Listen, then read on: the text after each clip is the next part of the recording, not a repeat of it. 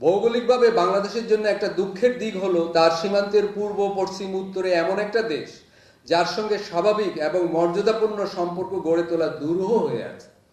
আবার দক্ষিণের সীমান্ত যুগের পর যুগ রোহিঙ্গা ইস্যু দ্বারা প্রভাবিত। রোহিঙ্গাদের স্বার্থ দেখতে যে বাংলাদেশ বার্মা এবং আসিয়ান দেশগুলোর সঙ্গে অর্থনৈতিক সম্ভাবনা বিকশিত করার কাজটি এগিয়ে নিতে পারেনি, অথচ বাংলাদেশ আরাকান ও বার্মার অন্যান্য অঞ্চলের সঙ্গে বাণিজ্য বাড়িয়ে কৃষি সহ নানান পণ্যে ভারত নির্ভরতা কমাতে পারে। স্বাধীনতার 54 বছর পরেও এই সীমান্তে বাণিজ্যের অঙ্ক অতি কম।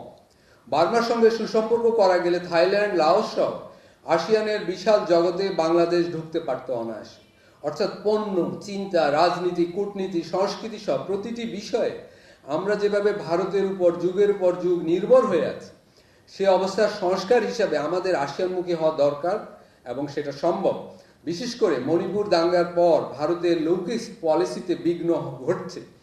বাংলাদেশ এই অবস্থায় তার আসিয়ানমুখী তৎপরতা বাড়াতে পারে, তার জন্য আমরা উদ্যোগী হব কি?